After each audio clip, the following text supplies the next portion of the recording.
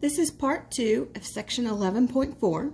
In section 11.4, we've been talking about the counting principle. Remember, the counting principle said that if we have a multi-stage event, that we can determine how many possible outcomes there are by determining how many outcomes for the first event, how many outcomes for the second, for the third, however many events we have, and multiplying them together. So that if we were flipping 2 coins, we had 2 outcomes for the first coin, 2 outcomes for the second coin. That gave us 4 total outcomes. We did several examples there, and so here we have another example. Consider a box with 4 marbles, 1 blue marble, 1 red marble, 1 green marble, and 1 yellow marble. How many ways can you draw 3 marbles? So notice we're drawing 3 different marbles. And so the problem with determining how many different ways you can do that with this problem is that we don't have enough information. We could actually do this 2 different ways. If we're drawing 3 marbles, there's the first marble, the second marble, the third marble.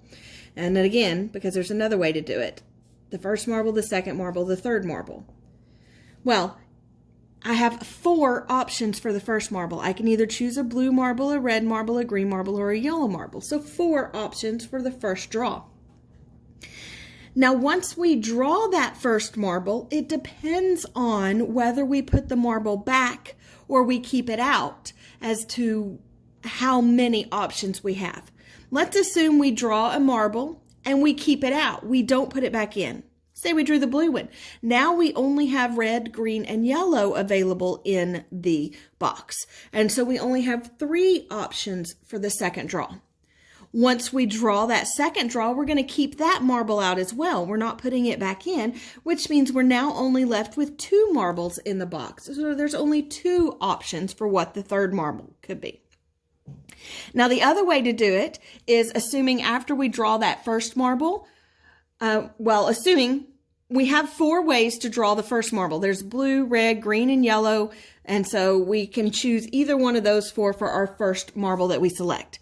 But now assuming after we chose that first marble, we put that marble back in the box, which means there are still 4 marbles in the box, the blue, the red, the green, and the yellow. And so with our second choice, our second draw, we can have 4 options. We can still get any one of those 4 marbles.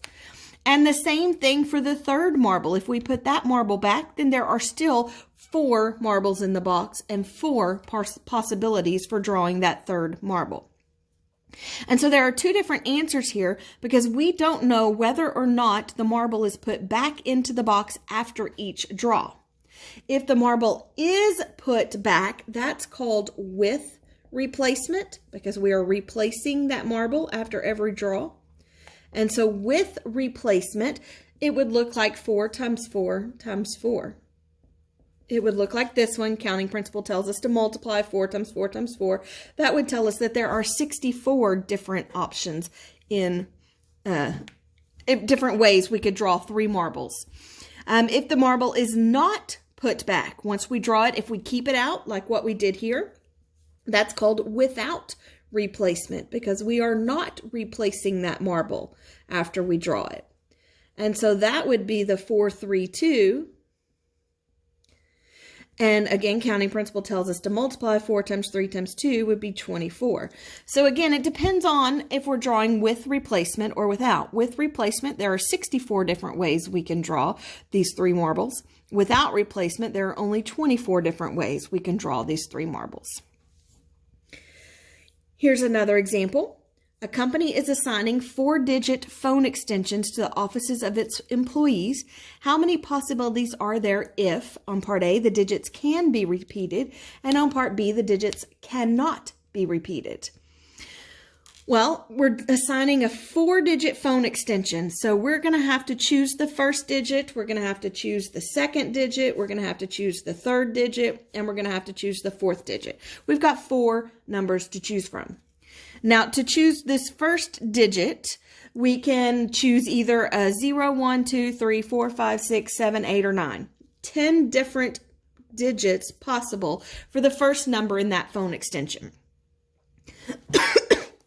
Now, the digits can be repeated. So that means whatever we use here, say we use a 2, that means we can use it again. So basically this is going to be with replacement, because we can use that digit again. The digit can be repeated, which means even if we used a 2 here, we can still use a 2 here. And so we still have 10 options for the second number, for the second digit. Same thing with the third digit. We can repeat, so we still have 10 digits available. And for the fourth, the same, 10 digits available. Counting principle tells us to multiply, and so that tells us there are 10,000 different phone extensions that could be assigned if the numbers can repeat. Now, if the numbers cannot be repeated, then again, we've got 4 numbers that we're choosing, 4 digits that we're choosing. If they cannot be repeated, well, we still have all 10 of them available for the first number. We can choose a 0 through 9. So we have 10 options available for the first number. But if the digit can't be repeated, if I used a 2 here, I cannot use a 2 for the second number. It cannot be repeated. And so that tells me that this is going to be without replacement. Once I use the first number, if I use a 2, then I cannot use that 2 again, which means there's only 9 digits available for the second digit. We can now choose anything except what we used in the first digit. Same thing for the next one, but notice we've already used a number here and a different number here. That means there's only 8 numbers available for the third digit. And if we used a number here, a number here, and a number here, then that leaves only 7 options available. And so if we used 2 here, 3 here, 4 here, then we can use a 0, a 1, a 5, 6, 7, 8, or 9. Only 7 digits available there. Again, counting principle tells us to multiply. 10 times 9 times 8 times 7, that's 5,040 different phone extensions if numbers cannot repeat. So notice if we cannot repeat without replacement, we've got many less phone extensions that we can assign. All right, the next one, I want you guys to try this one. Radio stations in the U.S. have call letters that begin with either the letter K or the letter W. How many 4-letter call letters are available? And so it's like KLTV or KNUE. They either start with a K or a W, and then you can have any digit, any letter of the alphabet for the next 3 letters, because notice they're 4-letter call letters. And so I want you guys to try this one. Remember, there are 26 letters in the alphabet. So try this one, pause the video, try it, and then come back and we'll work it together. All right, so 4-letter call letters. So we know we're going to have to choose the first letter, the second letter, the third letter, and the fourth letter. We know that if letters can be repeated, again, this is going to be with replacement. But remember, we have to look at how many options do we have for this first blank. Well, remember, it has to begin with either a K or a W. That's it. You can't have any other letter to begin it. And so it has to be a K or a W. That means we only have 2 options for the first letter. Well, the second letter, again, they can be repeated. So even if I use a K here, I can use a K here. And here if I need to. But we're not going to, it doesn't matter what it is. We have any letter that we want to that we can put here. And so we have 26 options available for the second letter. Letters can be repeated. So again, whatever I use here, I can use it again here. So I have 26 letters that I can choose from for the third letter. And same with the fourth one. Any of the 26 letters of the alphabet are available for that fourth one as well. And so counting principle tells us to multiply. We multiply those together.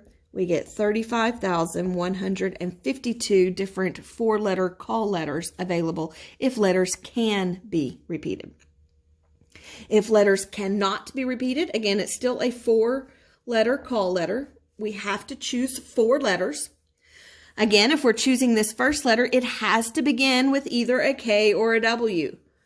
No other options, either K or W. We only have 2 options for the first letter.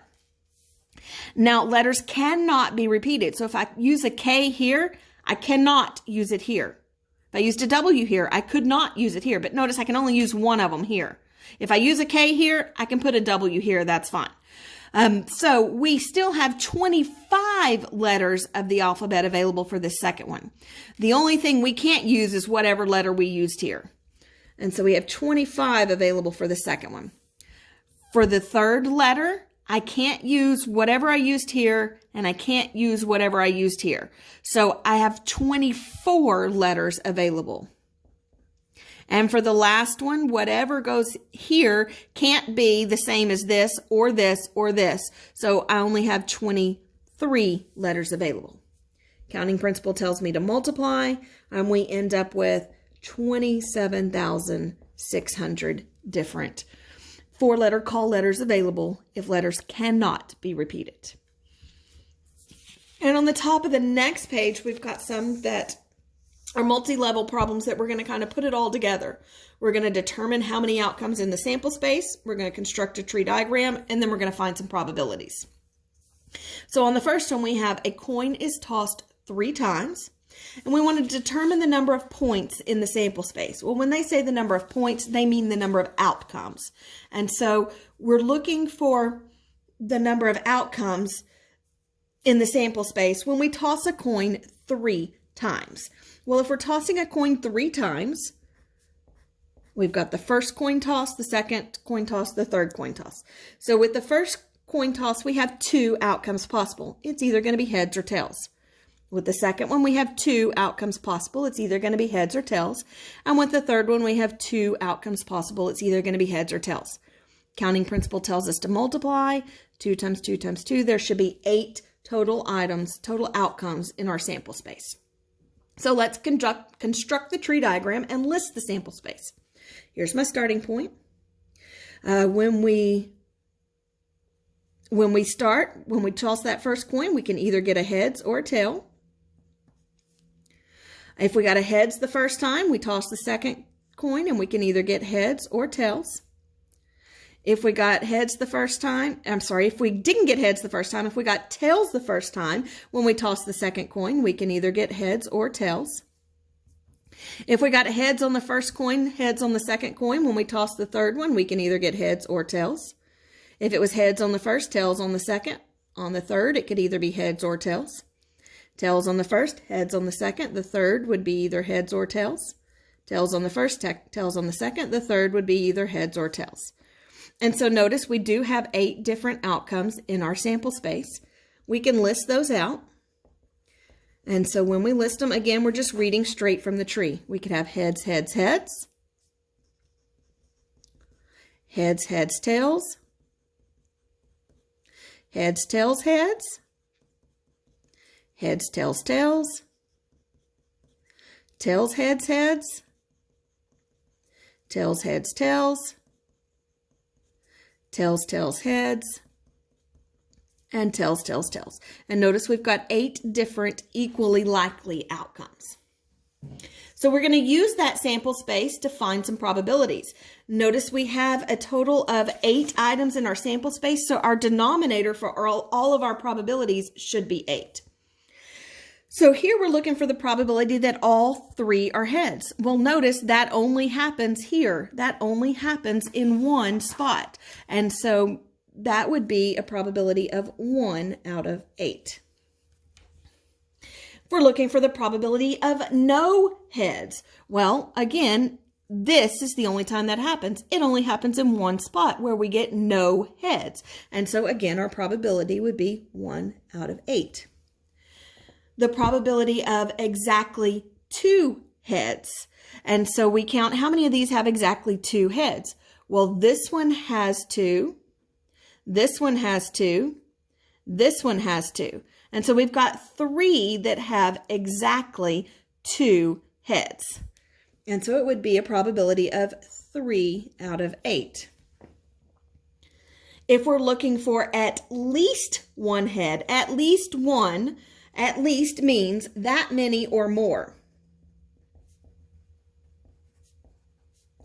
And at most means that many or less, including 0. So if we're looking for at least 1 head, at least means that many or more. So at least one. Any of these that have at least one head, has one or more heads. We'll notice this one, this one, this one, this one, this one, this one, and this one all have at least one head. And so we end up with 7 out of the 8 have at least one head. When we are looking for the probability of at most one head, remember at most means that many or less, including 0. A lot of people forget 0, but 0 is less than 1. So we want them to have at most one heads. We want them to have one or less heads. And so when we're looking for how many of these have one or less, well, this one has one or less. This one has one or less, this one has one or less, and this one has one or less. This one has 0, which is less than 1. And so don't forget to include the 0 on the at most. And so we end up with 4 out of 8, or 1/2, for our probability of at most one head. All right, on the next one, we've got a different example here. The 3 different people are selected at random and each will be given a gift card. There's a gift card from Home Depot, Best Buy, and Red Lobster. The first person selected gets to choose one of the cards. The second person selected gets to choose between the 2 remaining, and the third person selected gets the third card. So determine the number of points, number of outcomes in the sample space. Notice there are 3 cards being selected. The first person selects a card, then the second person, then the third person. Well, the first person can choose any one of the 3 cards. Once they choose their card, that means there's only 2 left for the second person to choose from. So the second person can only choose 2 cards from between 2 cards. And then once that person chooses their card, there's only 1 card left for the third person to choose. Counting principle tells us to multiply. 3 times 2 times 1, there are 6 total outcomes in our sample space. Now, when we construct the tree diagram, here's our starting point. The first person gets to select a card. They can either select the Home Depot card, the Best Buy card, or the Red Lobster card. Now, let's say the first person selected Home Depot. Well, then the second person can't select Home Depot. They only have 2 cards to choose from. They either have to choose Best Buy or Red Lobster. But let's assume the first person didn't select the Home Depot card. They selected the Best Buy card. That means the second person had to choose from either Home Depot or Red Lobster. They could no longer choose the Best Buy card because the first person took it. Well, let's assume that it wasn't the Home Depot or Best Buy, but it was Red Lobster that the first person chose. That means the Red Lobster card is no longer available, and the second person can choose either Home Depot or Best Buy. All right, so we've got the first card and the second card. We still need to choose the third card. If the first person chose Home Depot and the second person chose Best Buy, that means the third person had to have Red Lobster. If the first one chose Home Depot and the second one chose Red Lobster, the third person was left with Best Buy. If the first chose Best Buy and the second chose Home Depot, then the third was left with Red Lobster. If the first chose Best Buy and the second chose Red Lobster, then the third was left with Home Depot. If the first person chose Red Lobster and the second chose Home Depot, then the third was left with Best Buy. If the first chose Red Lobster and the second chose Best Buy, then the third was left with Home Depot. So notice the difference between our tree here and our tree here. Our tree here was pretty much the same all the way down on every branch because this was done with replacement. Even if the first person got heads, the second person could still get heads. Here, our tree was done without replacement. Once the first card was chosen, it was not available to be chosen again. And so that changes our tree diagram as we go along. Now we need to list our sample space. And so our sample space is the different ways they could choose the cards. Well, it could be the first person chose Home Depot, the second chose Best Buy, and the third chose Red Lobster, just following our tree. Or it could be Home Depot, Red Lobster, Best Buy. Or it could be Best Buy, Home Depot, Red Lobster. Or it could be Best Buy, Red Lobster, Home Depot. Or it could be Red Lobster, Home Depot, Best Buy. Or the last one, it could be Red Lobster, Best Buy, Home Depot. And so we get our 8 different possibilities in our sample space. So we want the probability that the 6 different possibilities in our sample space. We have 6 total here. So the probability that the Best Buy card is selected first, well, notice that happens here and here. So that would be 2 out of the 6 options. So 1/3 of the time, the Best Buy card is selected first. We want the probability that the Home Depot card is selected first and the Red Lobster card is selected last. So it's got to start with Home Depot and it's got to end with Red Lobster. Well, notice this is the only place that happens. So that happens 1 out of the 6 times. And then we want the Red Lobster card is selected first or second. And so, or, remember, one or the other or both. So the probability that it's selected first would be here and here. The probability that it's selected second would be here and here. And so there are 4 different ways we can have the Red Lobster card selected first or second out of the 6, which would give us a probability of 2/3. On the top of the next page, there's another example just like that one. Again, you've got to determine the sample space, the number of outcomes in the sample space, and then construct the tree diagram, and then list the sample space, and then find the probabilities. I want you guys to try this one. So pause the video and try this one now. Okay, so a pet shop is selling a calico, a Siamese, a Persian, and a Himalayan cat. The Chins are going to select 2 pets to bring home. So they've got to make 2 choices. They've got to choose the first cat. They've got to choose the second cat. Notice they've got 4 options for the first: calico, Siamese, Persian, or Himalayan. But once they decide which one they're bringing home for the first one, they're not going to be able to bring that same one home again because they want 2 different cats. And there's only 1 of each. And so whatever they choose for the first one, if they choose the Siamese the first time, then that limits them to calico, Persian, or Himalayan. That limits them to 3 choices for the second one. So 4 times 3 gives us 12. 12 possible outcomes in the sample space. Our tree diagram, here's our starting point. We can select the first cat to be either a calico, Siamese, Persian, or Himalayan. And then once we choose the first cat, if we choose a calico the first time, then that leaves us with Siamese, Persian, or Himalayan. If it's not calico but Siamese we choose the first time, then that leaves us with calico, Persian, or Himalayan for the second one. If it's a Persian we choose the first time, then that's calico, Siamese, or Himalayan for the second one. And if we choose Himalayan the first time, then calico, Siamese, or Persian for the second one. And so again, we can see our 12 outcomes. If we list our sample space, following along our tree diagram, we can have calico and a Siamese, a calico and a Persian, calico and a Himalayan, Siamese and a calico, Siamese and a Persian, Siamese and a Himalayan, Persian and a calico, Persian and a Siamese, Persian and a Himalayan, Himalayan and a calico, Himalayan and a Siamese, Himalayan and a Persian. And we've got our 12 different outcomes. So we want the probability that they select a Persian cat. So any option that has Persian. So there's 1, 2, 3, 4, 5, 6 out of the 12, or 1/2 would be the probability. We want the probability that they select the Persian and the calico. Remember, and means both.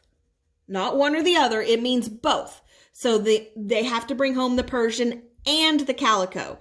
Well, notice that happens here. They got the calico and then the Persian.